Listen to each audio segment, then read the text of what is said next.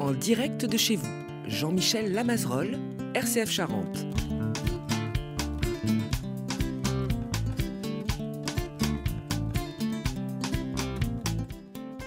Bonjour à toutes et à tous, bienvenue dans En direct de chez vous, à la frontière de la Charente. Nous sommes revenus voir Madame Laetitia Morla pour qu'elle continue à nous présenter Domaine de Vieux-Mareuil, une des propriétés de Domaine de Vieux-Mareuil dont nous avions parlé lorsque nous étions à Fronsac.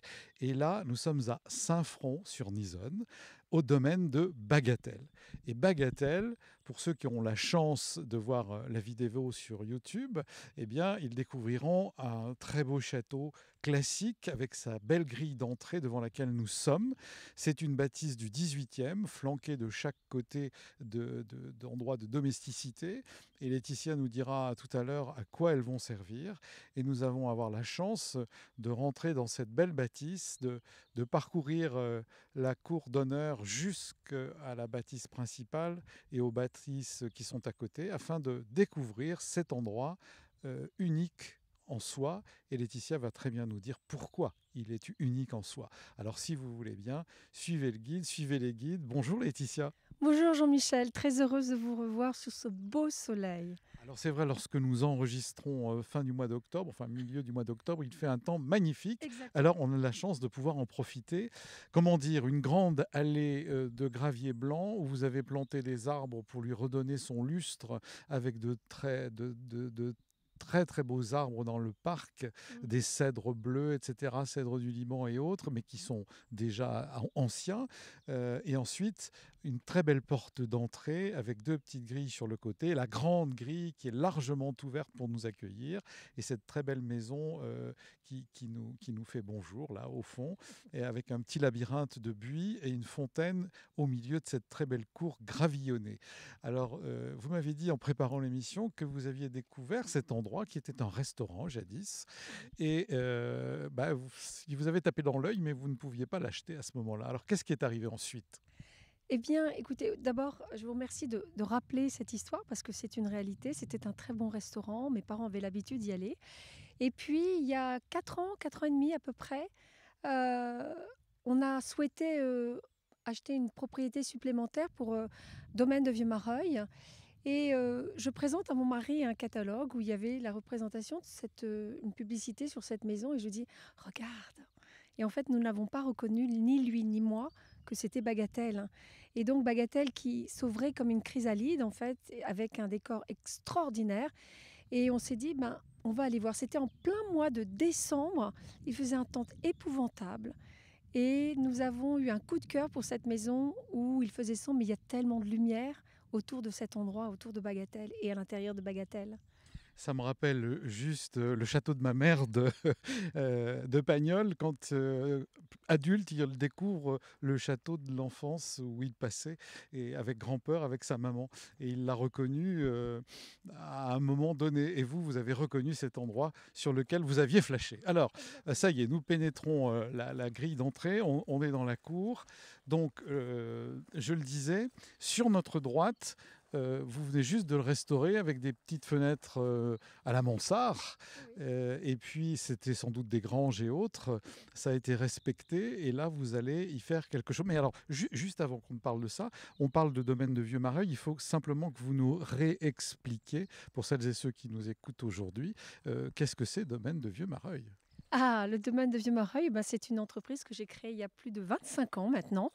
Et donc, voilà, je suis très fière parce que ça représente le pays dans lequel je suis née, le Périgord vert, tout proche, comme vous le disiez très justement tout à l'heure, Jean-Michel, de la Charente. Et donc, nous avons créé ça. On a commencé par une propriété que nous allons voir tout à l'heure qui s'appelle Chanay, le château de Chanay. Et puis, petit à petit, j'ai souhaité agrandir les propriétés et le domaine de Vieux-Mareuil. Le domaine de Vieux-Mareuil, c'est 5 propriétés dans lesquelles nous accueillons des familles, des réceptions, des mariages, des séminaires. Et donc, c'est un peu le but du domaine de Vieux-Mareuil. Et puis, pour raconter une histoire très riche en Périgord vert, le lieu de ma naissance, le lieu où j'ai grandi avec toute ma famille. Et j'avais envie de faire connaître justement tout ce Périgord. Et je rappelle que j'ai une merveilleuse médaille au mois d'avril le médaille du tourisme et j'étais extrêmement heureuse. C'est une belle récompense et surtout pour tous mes collaborateurs. Voilà, donc je suis très fière de ça. Une cinquantaine de collaborateurs. Oui, exactement, Voilà. exactement. Et le préfet de la Dordogne qui vous a remis cette médaille. C'est la préfète. La préfète, pardon. Oui, la c'est préfète. ça. C'était la préfète. Mais il y avait le sous-préfet, je crois. Eh oui, tout Voilà, à fait. j'ai confondu un peu. Bon, ils m'en voudront pas. Donc, on en parlait, ces bâtiments que vous venez de restaurer, qui ne sont pas encore tout à fait finalisés. Alors, gîte, j'allais dire, de caractère et de luxe quand même. Oui. Vous allez y faire quoi? Alors là, sur l'aile droite, en fait, nous avons fait le choix de faire une salle de réception et rajouter 4 chambres, une salle de séminaire, une salle de working space, comme on appelle en anglais, pardon pour faire cet exercice en anglais, et aussi un spa. Et donc, voilà, qui est un lieu pour recevoir. Et cette salle de réception donc, va commencer, va débuter, et tout est en train de se terminer en ce moment. Parce que pendant plus de 30 ans, c'est resté une grange et il n'y avait pas d'équilibre en fait. Et nous avons rétabli cet équilibre en fait. Alors c'est vrai que cette maison centrale flanquée de j'allais dire, ces dépendances-là dont vous venez de parler, et puis une très belle maison dans laquelle nous allons peut-être commencer par entrer, c'est vous Bien qui sûr. décidez, Oui. qui fait pendant à la grande maison, mais qui est aussi une maison. Exactement, c'est une maison. Et on appelle cet endroit précisément là vers lequel on se dirige, l'orangerie. Parce que vous allez découvrir quelque chose d'absolument merveilleux, un paysage qui, je pense, est assez rare à découvrir en Dordogne. On se croirait plutôt dans le sud-est, mais on est dans le sud-ouest, dans le Périgord vert. Alors, c'est vrai que lorsque je suis rentré pour la première fois, je vous laisse la joie de rentrer avant moi, j'ai été assez subjugué par la vue de cet endroit. Et je ne parle même pas de la piscine à débordement. On n'attend plus que la Méditerranée, où quand on est un peu dans l'arrière-pays niçois, etc., ça donne cette impression-là, ces baignets de lumière qui n'est pas aveuglante, qui rentre délicatement à l'intérieur de ce premier salon dans lequel nous nous trouvons. J'en profite pour vous demander à qui s'adresse finalement Domaine de Vieux-Mareuil, des entreprises, des familles, etc. Alors, ce sont des entreprises, évidemment, pour faire des séminaires, des familles qui viennent se retrouver avec un grand-père ou avec tout simplement avec des parents et des enfants, mais aussi différents couples d'une quarantaine d'années, avec plusieurs couples qui viennent se passer les vacances ici. Ça s'adresse un petit peu à des familles qui cherchent à se ressourcer, qui cherchent à avoir vraiment un moment de repos, de tranquillité, parce qu'on est au milieu de nulle part à Bagatelle. On est juste entouré de bois sur 380 degrés, 360 degrés. Voilà. C'est vrai que la vue s'étend à perte de vue. Oui. Alors là, on vient de rentrer dans cette première salle qui est un salon de grands canapés, des fauteuils, une bibliothèque au fond, la cheminée. Alors tout ça n'était sans doute pas dans cet état. Pas du tout. Je vous le confirme, pas du tout. Et justement, avec la joie que j'ai d'aimer décorer, redonner une âme à une maison, oui, j'ai fait beaucoup de recherches, beaucoup de choses qui ont du sens et utiliser des artistes que j'apprécie énormément. Donc voilà, tout simplement. Alors, il y a deux choses dont je voudrais qu'on parle. On va rentrer dans la cuisine maintenant. Alors, je ne sais pas, est-ce qu'on peut donner des dimensions pour celles et ceux qui nous écoutent à la radio? Ça fait un peu plus 40 mètres carrés à peu près la cuisine. Oui, hein. tout à fait, tout à fait. Il y a de quoi recevoir. Voilà, trois fenêtres Oui. ou porte-fenêtres qui se font face. 3 sur la cour intérieure dont on vient de parler, et puis 3 sur cette vue absolument magnifique avec les petits parasols, une terrasse. On descend quelques marches, il y a quelques ganivelles, et hop, on arrive sur la piscine à débordement. Exactement. Oui, la piscine qui a été refaite. Il y avait une piscine à l'époque, et elle a été refaite justement pour savourer ce décor extraordinaire, ce paysage, sans aucune influence, j'allais dire, qui préserve l'environnement. Il n'y a pas de pollution nocturne et visuelle. Alors, si vous voulez bien, on va repasser au salon par l'autre porte de la cuisine. On peut faire ce qu'on appelle dans la restauration une marche en avant, c'est-à-dire qu'on peut rentrer par une porte et sortir par l'autre. Et là, on est sur la terrasse. Une grande table nous accueille sous de grands parasols. Et puis, tout de suite, quelques marches, comme je le disais, et on est sur cette piscine. Et j'imagine que, comme vous le disiez, c'est un moment... ailleurs, on pourrait presque faire une retraite. Tout à fait. Il y a des retraites qui sont proposées maintenant. Et c'est vrai que cette perte de vue nous permet justement de réfléchir, d'être abandonnés dans cette nature abondante et généreuse qui est chère à mon cœur. Et c'est tout cela, le Périgord vert. Et je suis très touchée par cette vue, toujours, et qu'il fasse beau ou mauvais, ou beau temps, en fait, qu'il fasse beau ou mauvais temps, finalement, il y a toujours cette vue incroyable. Et là, actuellement, comme nous sommes, comme vous l'aviez dit tout à l'heure, à l'orée de l'automne, eh bien, on a des couleurs qui sont en train de dominer, des rouges, des marrons, des ocres. C'est juste sublime. Et on est absorbé par cette vue, en fait, totalement absorbé. Avec quelques ajouts qui sont de votre fait, je suppose, que sont de très beaux oliviers. Exactement, parce que j'aime beaucoup les oliviers. Alors certains diront oui, mais normalement en Dordogne, il n'y a pas tellement d'oliviers. Et c'est vrai qu'avec le changement Oui, le climat climatique, change. eh bien, ils s'y adaptent très très bien. Alors, vous le disiez tout à l'heure, comment, quand vous arrivez dans un lieu comme celui-ci, sur lequel jadis vous aviez flashé, vous décidez d'y faire de la décoration ou de mettre cette piscine à débordement, où effectivement, quand on nage, on a une vue incroyable sur une immensité. Oui, Et tout à puis, fait. si on tourne la tête de l'autre côté, on est rassuré, c'est un peu ce que je disais à Fronsac, par le bâtiment. Donc, on est dans... Et puis, alors, le ciel au-dessus de la tête, évidemment. Alors, qu'est-ce qui prévaut pour que vous organisiez l'espace?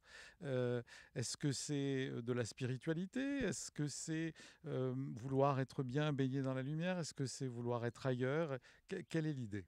Bah, vous venez de dire un ensemble, en fait, Jean-Michel, c'est-à-dire oui, la spiritualité, parce que je suis très ancrée dans ma foi, comme je l'avais mentionné la dernière fois. On a besoin de repos avec le monde dans lequel on vit. On a besoin de silence, de murmures, et surtout pas de bruit, parce qu'on est environné malheureusement par ça. Et donc, quand les personnes viennent ici, c'est vraiment, il y a un, un repos immédiat, en fait, en disant, les gens s'assoient, se posent et ne disent plus rien. Donc j'en comprends et en tous les cas, je reçois que il était temps qu'ils arrivent pour eux ici, en fait. Alors, si vous le voulez bien, on va pas s'asseoir, sinon on va arrêter l'émission immédiatement, tellement on est bien. Vous le disiez, on a compris maintenant comment ça se passait, on ira plus en avant vers la déco. Et justement, je veux parler de déco, je crois que vous vouliez nous montrer des choses, on va monter un escalier, parce que vous vous êtes entouré, vous me l'aviez dit dans la précédente émission à Fronsac, d'artistes, d'artisans et artistes en même temps, qui travaillent avec vous. Alors racontez-nous un peu, on monte l'escalier. Oui, alors tout en montant l'escalier, on se dirige vers les chambres. Et en fait, je suis toujours extrêmement fidèle à Christophe Boucher, je vous en avais parlé la dernière fois. Et je suis quelqu'un de passionné avec ce qu'on peut avoir au-dessus de nos têtes. Et j'aime beaucoup les fruits, les fleurs. Et donc, dans le couloir, il m'a fait l'agréable surprise de me peindre des portraits des personnes avec des fleurs dans les cheveux et des fruits, parce que je trouve que c'est très amusant. C'est aussi rire de nous-mêmes, rire des pensées qu'on peut avoir. Et donc, on a des très beaux visages. Et puis, le cadeau qu'il m'a fait à la fin, c'est nous peindre sur un fond rose, qui est la joie. C'est pour ça que je suis en rose aujourd'hui. Et il a représenté mon mari et moi-même. Et j'ai trouvé que c'était extrêmement touchant de sa part. C'est un petit cadeau qu'il m'a fait. Et je suis très touchée par ça parce que j'ai toujours beaucoup aimé les fleurs. Alors, le leitmotiv de RCF, c'est la joie se partage. On est heureux de partager cette joie avec vous. Couleur pastel, mais à la fois un peu vive, tout de même. C'est-à-dire qu'on voit bien les fruits au-dessus de la tête de votre mari. Et il a, je crois, des pêches, donc on sait qu'il a la pêche. Vous avez des fleurs avec des roses, et vous avez un très joli chemisier blanc. Et on voit ce regard magnifique et ce sourire lumineux. Et à côté, j'allais dire une dame d'Afrique, ou je ne sais pas, hein, avec des fruits plutôt jaunes. Et tout ça, c'est peint sur le mur. C'est comme un trompe-l'œil, on va dire, avec des cadres de forme ovale. Voilà. Et puis, eh bien, toujours cette vue sur la cour intérieure dans laquelle nous sommes passés tout à l'heure, et les chambres qui sont tout au long de ce couloir. Comme dans un château, chambres, alors on peut s'imaginer, c'est comme des chambres d'hôtel, d'un certain standing. Exactement. Avec des lits king side, je crois qu'on dit comme ça. Et elles ont toute la vue aussi sur la nature que nous avons découvert tout à l'heure. Et donc c'est ça, beaucoup de luminosité, beaucoup de simplicité aussi. Parce que en fait, la beauté de tout cela, c'est le paysage. C'est la vue qu'il y a de l'orangerie. Et donc, voilà, on est très... c'est extrêmement agréable. Et puis, les personnes qui viennent ici, en fait, sont entourées aussi par mes collaborateurs qui s'occupent de bien entretenir la maison quand... eh bien, nos clients viennent ici, ils savent que ça va être entretenu, donc ils sont là pour se reposer totalement. Alors parlons-en en sortant de cette bâtisse, l'orangerie, pour aller, j'allais dire, dans la maison de maître, qui est comme un petit château finalement. Oui, on appelle la demeure. Alors c'est très joli. Oui, Et puis comme on aime demeurer, ça tombe bien. exactement. Alors comme on se l'imagine, il y a la cloche avec sa chaîne. Oui. On attend qu'on nous appelle pour dîner ou déjeuner ou pour toute autre chose. Si c'est un séminaire, pour se retrouver et se réunir. Et là, on va passer la porte à double battant pour entrer dans l'entrée, Voilà, tout exactement. simplement. Alors, Je vous laisse ouvrir, Laetitia. alors, c'est fermé. C'est fermé. Donc, Ah, je vais bon. faire le tour. Faites le tour. Je vais faire le Faites tour. le et tour. vous Faites le s'ouvrir, tour. Jean-Michel. Voilà, comme ça, je vais pouvoir frapper.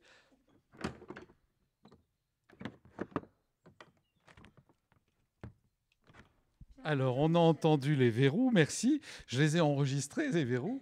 Merci de nous accueillir là. Alors, on est dans une toute autre ambiance. Tout à fait. Il y a le billard en face de moi, dans cette entrée. Il y a une très jolie console avec des porcelaines et de très beaux perroquets, peut-être toucans, et puis aussi la Vierge Marie, voilà, et très beau miroir 18e, en gros, en bois doré. Exactement. Ça Exactement, bon, je me suis Jean-Michel. pas Vous êtes trompé. parfait. Vous Oh, êtes parfait. je sais. Et là, on rentre dans la salle de billard et nous allons passer au salon. Oui. Parce qu'il y a toujours des livres, il y a toujours la bibliothèque partout. Partout, parce que pour moi, un livre est rassurant. Justement, le paysage de Bagatelle nous permet de nous reposer, de prendre le temps de lire. Et donc, c'est très important de mettre cette source pour être en adéquation avec le paysage et le lieu où nous sommes. Alors, j'allais dire qu'on est juste à côté de l'orangerie. Tout à fait. Et on est dans un autre endroit. Et si je regarde le parc qui est juste devant nous, il y a de très, très beaux grès, ou je sais pas, immenses pots Oui. bleus, bleu roi. Enfin, il y a des nuances, hein, bleu clair, Tout à bleu fait. roi, des ifs. Magnifique. Et oui, très, très anciens, on s'en doute, parce que vu l'épaisseur du tronc, et puis on voit un petit chemin qui va jusqu'au court de tennis là-bas, une terrasse gravillonnée, toujours cette table qui sont des planches très épaisses sur des ferrures et des sièges en bois avec des coussins dessus. Et là aussi, on peut se poser, mais on est dans une autre ambiance. On n'a pas cette vue sur le lointain. Et c'est un peu cocooning aussi là. C'est très cocooning. Alors, au fond, vous apercevez en fait un padel et le tennis qui est juste derrière. Et si on sort à l'extérieur, en fait, nous avons une vue à perte de vue du côté nord, en fait. Et justement, avec le réchauffement climatique, cet endroit est extrêmement agréable l'été quand il fait très chaud, comme nous avons eu cet été. Et cette terrasse est très agréable et souvent les clients vont à l'orangerie pendant la journée et viennent à la demeure le soir pour avoir un excellent dîner. Deux endroits, deux ambiances. Tout à fait. Alors, nous nous trouvons dans le salon, le grand salon, où vous me le disiez en préparant l'émission, où la lumière entre sans être tamisée, mais ce sont les arbres qui font office de tamis. Et les grands canapés modernes sont, comment dire, beige et cru, avec des chaises de ce même modèle, et des grandes tables carrées qui font un rectangle, avec des livres, de la décoration. Là encore, une cheminée style un peu Louis XV, et puis toujours de très belles porcelaines. Et je crois que la porcelaine fait partie de la vie de cette maison ici. Oui, exactement. C'est surtout beaucoup de céramique, parce que je suis passionnée. Oui, je disais porcelaine, Oui. ce sont des céramiques. Oui, des céramiques. J'aime beaucoup les céramiques parce qu'il y a une grande fragilité dedans, comme on peut l'être, nous tous. On peut être fragile, mais il y a toujours une très grande... on peut vraiment modeler cette argile et en faire quelque chose de très beau. Alors j'en profite pour dire que nous passons dans l'office, qui est la partie, j'allais dire, pour le personnel, qui permet d'accéder à la salle à manger, de la cuisine à la salle à manger, de la très belle verrerie. Tout est rangé impeccable. Il n'y a rien qui cloche, hein, Laetitia Morla aujourd'hui ici, à Bagatelle, à Saint-Front-sur-Nisonne. Et nous sommes devant la grande table de salle à manger. Je n'ai pas compté les sièges. Alors il y a en fait 12 chambres ici. Donc voilà, il y a à peu près une douzaine de chaises, un peu plus même d'ailleurs, et parce qu'il faut pouvoir accueillir tout le monde au même moment. 12, c'est symbolique, c'est la scène pratiquement. Mais pourquoi je vous parlais de faïence? C'est parce que sur la table, vous avez fait faire de très belles faïences. Voilà, exactement. J'ai fait appel à une personne qui fait exactement de très très belles choses en céramique, et elle s'est inspirée de ce tableau, de ces couleurs qu'un ami peintre qui a habité ici en fait m'a offert ce tableau en partant, en disant voilà, c'est mon premier tableau que j'ai fait à Bagatelle avec la nature à l'extérieur de Bagatelle au moment du printemps. Alors, c'est pas Signac, mais il y a un mélange de pointillisme et puis un peu de naïf et dans des tons pastels, c'est un sous-bois. Exactement, il s'appelle Victor Renaudot d'Arc et il est venu ici, il a habité ici. Et puis une pièce dont, j'allais dire, c'est la pointe de notre émission. Oui. Et vous allez nous raconter l'histoire de cette pièce qui va bien avec votre histoire aussi, je trouve. Oui, tout à fait. Alors c'est une pièce extraordinaire. Je dirais que le commencement de cette histoire, quand nous avons acquis cette maison, le propriétaire, Monsieur Backhaus, Théodore Backhaus est anglais et ils sont anglais. Et malheureusement, nous n'avons jamais eu la possibilité de le voir parce qu'il était en Angleterre. On a acheté Bagatelle au moment du Covid. Et son père, Monsieur Backhaus, est un très célèbre sculpteur. Je n'en avais pas idée à l'époque. Et en fait, Monsieur Backhaus a peint, a surtout fabriqué tous les animaux qui ont été présents pendant la Deuxième Guerre mondiale, l'utilité des animaux qui ont terriblement souffert aussi, mais ils ont été très utiles pour les hommes. Et quand je suis arrivée ici, il y avait 7 statues. À premier coup d'œil, je ne savais pas trop ce que c'était. J'étais très émue parce que c'était sur la table avec un délicat mot et en nous expliquant que c'était notre cadeau de bienvenue. Donc c'est rare d'avoir cette situation. Donc j'ai été très touchée. Et puis en tournant autour de cette statue, je me suis dit, mais attends, j'aperçois une couronne d'épines. Je regarde les pieds, je regarde les mains, et je me suis dit, mon Dieu, c'est Jésus-Christ. Et j'étais extrêmement touchée parce que ces propriétaires ne connaissaient pas du tout qui nous étions. Et ce Christ était sur cette table à nous accueillir avec la toute particulière singularité, c'est un Christ en fait ressuscité avec la couronne d'épines dans le dos et qui regarde le ciel. Et pour moi, c'est un signe de résurrection extraordinaire. Il est tourné vers son Père. Jamais je n'ai vu une représentation telle que celle-ci, et je l'ai nommée la résurrection, parce qu'il n'y avait pas de nom vraiment, mais ce qui m'a énormément touchée, c'est le fait qu'on ait pu avoir cette statue et qu'on ait pu... il ne savait rien de moi, rien. Ben, c'est formidable. J'allais dire qu'il lève la tête vers le ciel, où il va monter un jour à l'ascension. Oui. Il attend peut-être aussi la parousie, c'est-à-dire la fin des temps.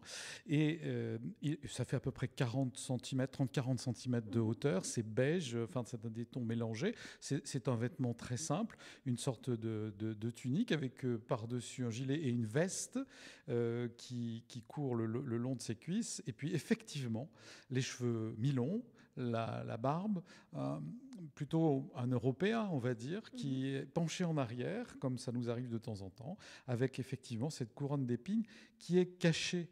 C'est-à-dire qu'on a passé la mort, mais on garde le souvenir quand même de ce temps où la résurrection nous a remis sur pied, l'a remis sur pied.